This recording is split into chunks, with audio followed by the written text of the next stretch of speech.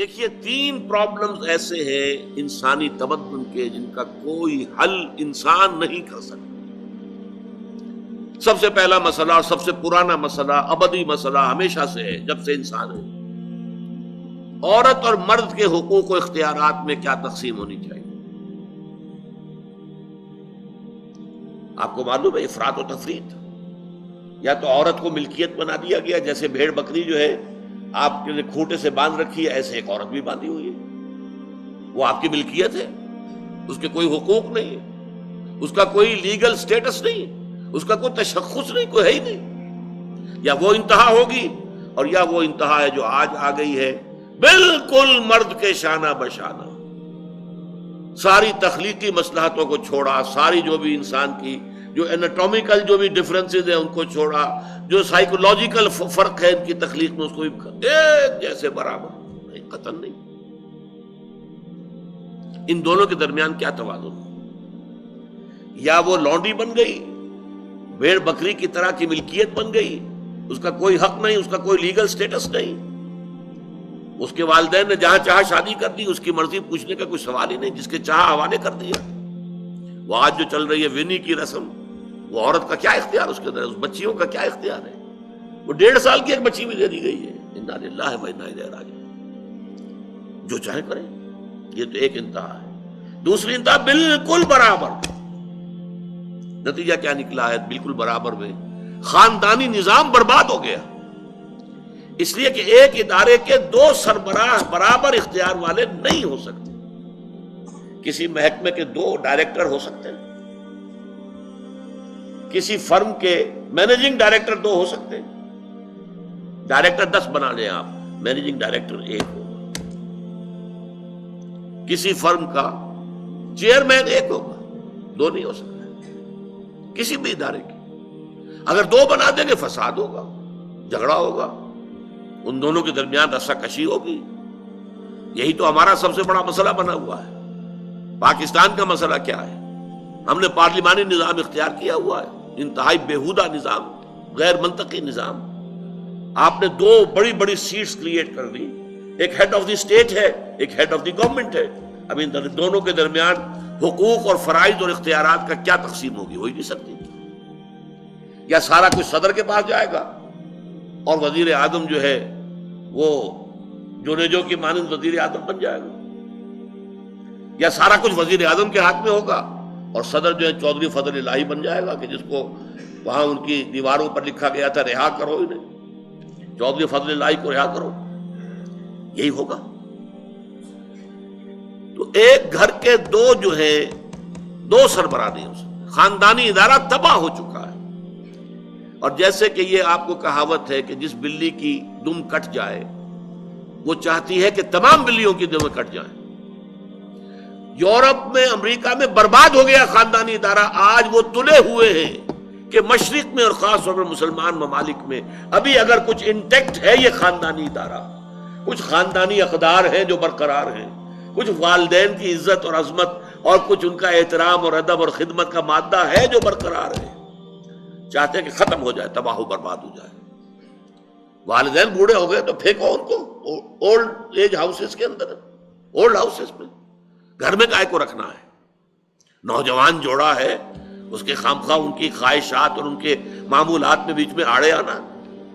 بوڑھی ماں جو ہے بولے بغیر رہے گی نہیں، دنگا فساد ہوگا تو رکھو اس کو وہاں پر اولڈ ہاؤس کے اندر، اللہ اللہ خیر سلام۔ یہ ہے اصل میں مسئلہ۔ اب عورت اور مرد کے درمیان کیا توازن ہو، انسان نہیں سوچ سکتا۔ دیکھیے انسان یا مرد ہوگا یا عورت ہوگی۔ مرد سوچے گا تو وہ اپنے اعتبار سے سوچے گا، عورت کی نفسیات کیا ہے، عورت کے احساسات کیا ہیں، اس کو کیا پتا۔ عورت سوچے گی تو اپنے اعتبار سے سوچے گی، مرد کے احساسات کیا ہوتے ہیں، مرد کی نفسیات کیا ہوتی ہیں، اسے کیا پتا۔ لہذا یا ادھر کا ہوگا یا ادھر کا معاملہ ہوگا۔ ایک ہی ذات دے سکتی ہے آپ کو نظام، جو مرد کی بھی خالق ہے، عورت کی بھی خالق ہے، اسی نے بنایا دونوں کو، اور دونوں ہی اس کے لیے اولاد کے مانند ہیں۔ یہ حدیث نبوی کا ترجمہ کر کے بتا رہا ہوں آپ کو۔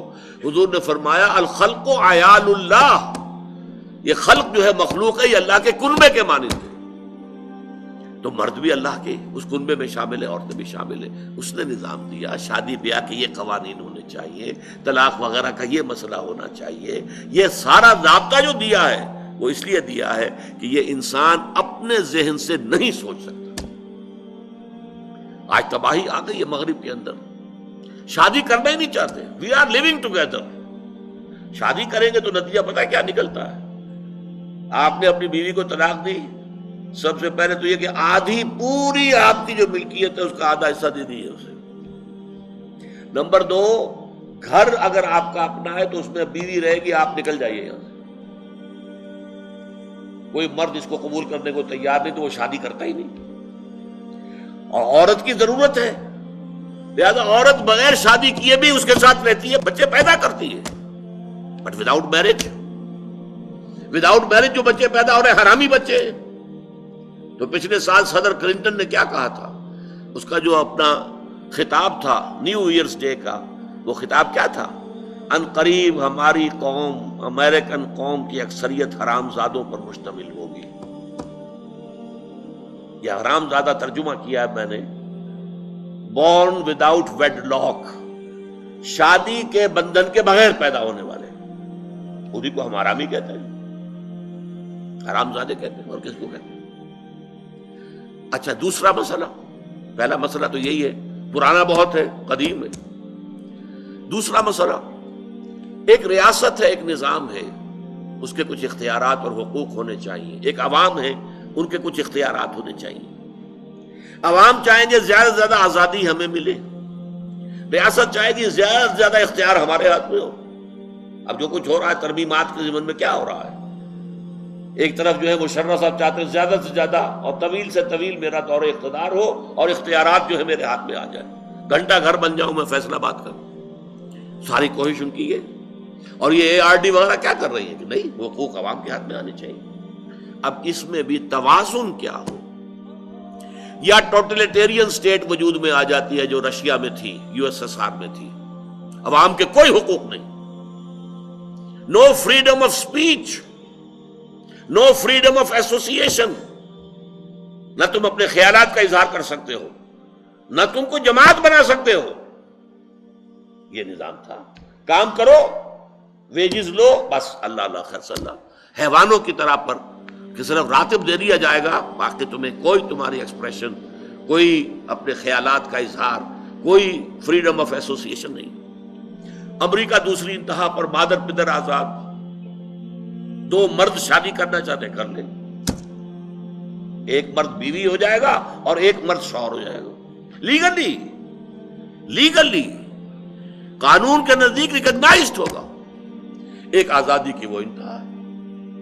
گیز، ہومو سیکشولز، وہ وہاں جلوس نکالتے ہیں، بڑے ٹھاٹ سے نعرے لگاتے ہوئے گزرتے ہیں. وہ ہنستے ہیں، ہم لوگوں پر ہنستے ہیں، یہ پاگل لوگ ہیں یہ جو اس کو ہومو سیکشولیٹی کو بری شے سمجھتے ہیں. اور نیو یارک کا جو میئر ہے وہ لیڈ کرتا ہے پروفیشن. کیوں کرتا ہے؟ اسے اگلا بھی الیکشن لڑنا ہے اور گیز کے ووٹس بہت ہیں. اس سے اندازہ کیجئے کہ کتنی پرسنٹیج وہاں گیز کی ہو چکی ہے، ہومو سیکشولز. یہاں تک کہ طے کر دیا گیا ہے مذہبی میدان میں بھی گیز کو اجازت ہے، وہ پادری بن سکتے ہیں. گیز ہیں، ہومو سیکشولز ہیں. فطرت کے خلاف کام. کیا وہ آزادی ہے؟ تو کہاں ہے بیلنس؟ انسانی ذہن کے لیے ناممکن ہے اس بیلنس کا تلاش کرنا. نمبر 3، سرمایہ اور محنت. پروڈکشن جو بھی ہوتی ہے 2 چیزوں سے ہوگی. سرمایہ دار تھا، اس نے کارخانہ لگایا ہے، اتنے کروڑ روپے لگا دیے ہیں، یہ کیا ہے، وہ کیا ہے، یہ سرمایہ ہے. لیکن وہ کیا کر لے گا اکیلا؟ 10,000 آدمی کام کر رہا ہے، لیبر ہے. اب جو کچھ بھی بن رہا ہے، جو پروڈکٹ بن رہا ہے اور جو اس سے آمدنی ہو رہی ہے، اس میں دونوں کے حصہ ہے، لیبر کا بھی حصہ ہے اور سرمایہ کا بھی حصہ ہے. لیکن منافع میں کتنا حصہ سرمایہ کا ہوگا، کتنا لیبر کا ہوگا، کون طے کرے گا؟ یا تو سرمایہ داری بن جائے گی، سب میں تو آپ کو 10 روپے دے سکتا ہوں ڈیلی ویج، منظور ہے تو کام کیجئے ورنہ چاہیے دفع ہو جائے. اور بہت سے آپ کے بھائی موجود ہیں جو 10 روپے پر کام کرنے کے لیے تیار ہو جائیں گے. ساری دولت سمٹ کر جا رہی ہے کارخانے دار کے ہاتھ۔ کیپٹلزم جو کیپٹل ہے، جو سرمایہ ہے، اصل جو ہے دولت اسی کی طرف، روپے کو روپیہ کھینچتا ہے، پیسے کو پیسہ کھینچتا ہے۔ لہذا امریکہ میں آپ کو ایسے لوگ مل جائیں گے جنہیں اپنی دولت کا اندازہ نہیں ہے کہ کتنی دولت ان کے پاس ہے، بلینز آف ڈالر کا ایک ایک چیک لکھ سکتے ہیں، اور یہودی ہے وہ۔ دوسری طرف امریکہ میں آپ کو گھیٹوز مل جائیں گے، گھیٹوز، اور ایک ہی جزیرہ ہے مینہٹن، وہ 11 میل لمبا ہے، چوڑائی کہیں 2-3 میل ہے، کہیں ذرا زیادہ ہے۔ اس کے ساؤتھ میں جہاں یہ 2 بڑے بلڈنگیں کھڑی تھی جو گرائی ہیں، جو بھی تھے دہشت گرد، یہاں پر یہ اس کا ریچسٹ حصہ ہے، پوری دنیا کی دولت یہاں جمع ہے، سارے بینک وہاں ہیں۔ اور اسی جزیرے کے شمالی علاقے کے اندر گھیٹوز ہیں، افرو امریکنز، کالے امریکی، یوں سمجھیے کہ سب ہیومن لیول پر رہ رہے ہیں، حیوانوں کی طرح زندگی گزار رہے ہیں۔ یہ ڈسپیرٹی نظر آ جائے گا۔ تو اب عدل و انصاف کی کیا شکل ہو؟ یا وہ ہے جو رشیا میں اور USSR میں تھا، یا یہ ہے جو امریکہ میں اور اس کے الائز کے اندر ہے۔ یہ ہے وہ مسئلہ جہاں انسان ہاتھ جوڑ کر، گھٹنے ٹیک کر اللہ سے دعا کرنے پر مجبور ہے، اے اللہ تو نے مجھے فطرت سلیمہ بخشی، اے اللہ تو نے مجھے عقل سلیم سے نوازا، اے اللہ میں نے تجھے پہچان لیا کہ کل شکر اور کل ثنا کا مستحق تو ہی ہے، اے اللہ میں نے تجھے پہچان لیا کہ تو تمام جہانوں کا پروردگار اور مالک ہے، اے اللہ میں نے تجھے پہچان لیا جزا و سزا کے دن کا مالک و مختار مطلق تو ہے، اے اللہ میں نے طے کر لیا ہے تیری ہی بندگی کرتا ہوں اور کروں گا، اور تو ہی سے مدد چاہتا رہوں گا، لیکن اے اللہ میں مجبور ہوں، میری عقل جو ہے میرا ساتھ نہیں دیتی، کروں کیا، چلوں کس راستے پر، کون سے راستے پر؟ یہ عملی حصہ ہے دین کا، وہ سارا تھا فکری، نظری، ایمانی حصہ، الحمدللہ رب العالمین الرحمن الرحیم مالک یوم الدین، یہ کیا ہے؟ یہ ایمانی، فکری، نظریاتی حصہ ہے۔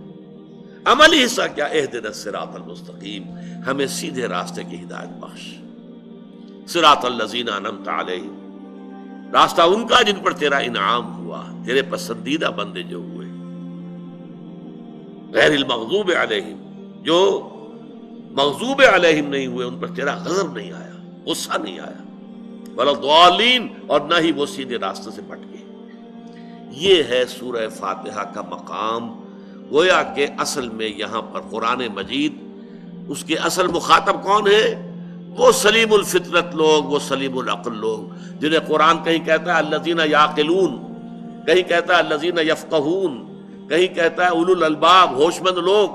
یہ وہ لوگ ہیں کہ قرآن مجید اصل میں ان سے مخاطب ہے، اور وہ خود سفر طے کر کے اللہ کی ذات تک، معرفت خداوندی تک تو پہنچ گئے ہیں، لیکن اب عملی زندگی کے اندر رہنمائی کے لیے درخواست کر رہے ہیں، اہدنا الصراط المستقیم صراط الذین انعمت علیہم غیر المغضوب علیہم ولا الضالین۔ یہی وجہ ہے کہ فوراً سورہ بقرہ شروع ہوتی ہے، الف لام میم ذالک الکتاب لا ریب فیہ ھدی للمتقین، یہ ہدایت ہم تمہیں دے رہے ہیں۔